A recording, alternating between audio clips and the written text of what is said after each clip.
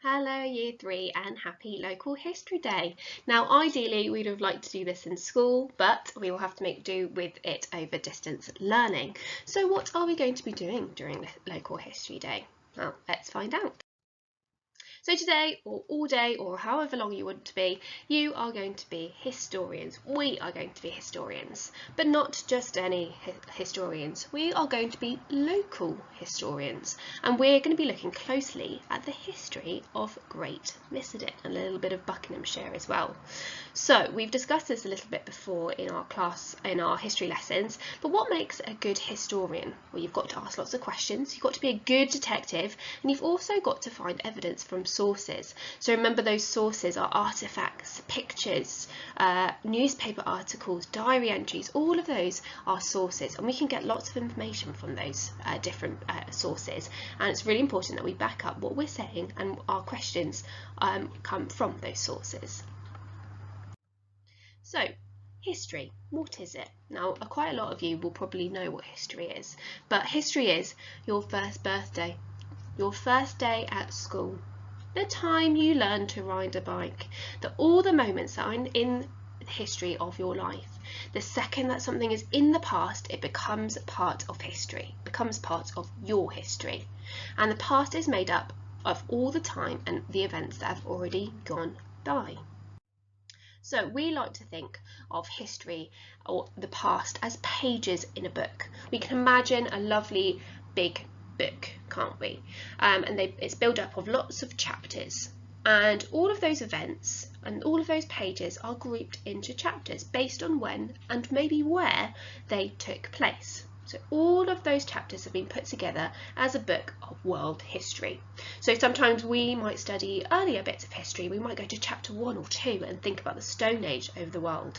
Or we might like to go somewhere in the middle, maybe look at the Tudors and maybe look at the Georgians, things like that. Or we might skip to the most recent history, go to the nearest chapters or the biggest chapters and look at World War II, World War I, Great Missedon, what's happened in the last 10 years, all of those things. They are all history.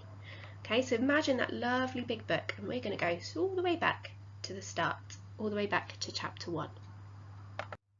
So today, for our local history celebration, we are going to be looking at Ivanhoe Beacon. Now, I'm sure some of you have been to Ivanhoe Beacon or have at least heard of Ivanhoe Beacon, but for those of you who haven't, what is Ivanhoe Beacon? So, it's quite close to us actually. We are at Great Missedon, or most of us are at Great Missedon, which is here on the map. And then you can travel all along there, and there is Ivanhoe Beacon. So it's about 25 minutes away. So it's semi-local, it's about half an hour away.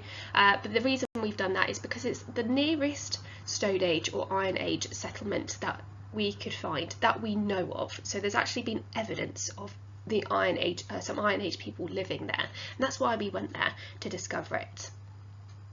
So it is 233 metres above sea level, and it was actually used as part of an old signalling network, and it was used to send messages over long distances. It's part of the Chiltern Hills, the beautiful Chiltern Hills, and it is also the start of the Icknield Way to the east, and Britain's oldest road, the Ridgeway. Cool, interesting fact like that. But before any of that happened, it was also the site of an old Iron Age hill fort. Very interesting. Okay. So I was lucky enough to find this on the internet, and this is a digital reconstruction. So this means that some scientists and some historians have rebuilt this at the top of Ivanhoe Beacon from the evidence from their sources. This is what they thought the old Iron Age fort looked like. Now, of course, not a lot of it is there already, but Year 3 decided to go on a little trip. And we decided to go to Ivanhoe Beacon at the weekend. So Mr. White, Miss Reed and myself all went to Ivanhoe Beacon for a little bit of a walk, and we filmed what we found there. Now, if you would like to, can you please pause your videos here? And there is another video that is on YouTube. It is called Our Adventure to the Ivanhoe Beacon. If you like to play that, and you will find out what we saw there, and there's also a couple of questions on there that you could answer as well. Okay, once you have paused and come back to this, hello again. So you would have seen that it was incredibly windy at the top of Ivanhoe Beacon. Why do you think anyone would decide to live on the top of a very windy hill? Well, it was probably for protection. Not protection from the weather, of course, but so they could see out who was coming. Maybe they could see what was around them. They could see where their nearest water source was. They could see where their food was, all of those things. And they could see and protect themselves from other tribes who may like to come and steal their food. So this was quite a good tactic for them, because it would be nice and sheltered. They could build their their houses on the top of the hill, make sure that everyone was safe in their tribe, because probably that was quite important to them at the time. Okay, so that's probably why. You may have your own ideas about why they decided to live on top of a very windy hill. So although Ivanhoe is the nearest Stone Age settlement that we know of, Great Miston could have also been a wonderful place to build a Stone Age tribe. So I want you to close your eyes now, and I want you to imagine that there were no houses, no roads, no cars, railway tracks, no built-in fields, no canals. Why do you think somebody might want to move to Great Miston? What could tempt you to go there? What is a natural thing that's there? What's been built by the earth? So I want you to think about a Stone Age tribe. Think about what is important to you. Whilst you're having to think about that, fun fact about Great Miston.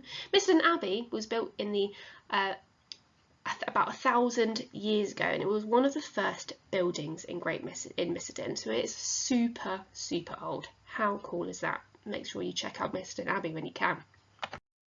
So along with the idea of thinking about why somebody would like to come and live at Great Miston without any of the things going on, the schools, the shops, all of that's gone, why would somebody like to come and live here? So your first task is to look at the playground. I've given you a picture there, and imagine that there's no tarmac or play equipment. The huts have gone, the music room's gone, the ping pong table's gone. Can you build what your tribe would look like, and where and what your tribe would, how they would settle there, what your houses would look like, maybe how spaced out they are, what would you have in the middle, what's important to you? And I'd like you to think about who you would also have in your tribe. Would you have a lot of people? Would you have your friends and your family? Would you maybe think about some people from school that you would have in your tribe? Who's important to you? And think about what jobs they could have around Great Miston. Think of what is near. There is a really lovely River Misbourne that's near. There's also some quite nice woods near and lots of food. So maybe that could tempt your job hunting around there. Okay, so have a think about that. It's your first task. I would like you to draw what your tribe would look like on the Great Miston School playground. Imagine there's no tarmac or anything there, and I'd like you to draw who's in your tribe and also tell me what jobs they would have. That's your first task. Okay, in your second task, on the website there is some prehistoric animal pictures. I would like you to create a menu, a Stone Age menu, about what food you could make from those animals. You can include some berries and some plants and some vegetables if you would like, but use those as a main source of food. And then can you make a recipe to follow to make one of your foods? Remember that you are a Stone Age man, so you don't have or woman, you do not have an oven, you do not have a stove or anything like that. You don't even have a kettle. So how would you make your food? Good luck. Can't wait to see them. Bye.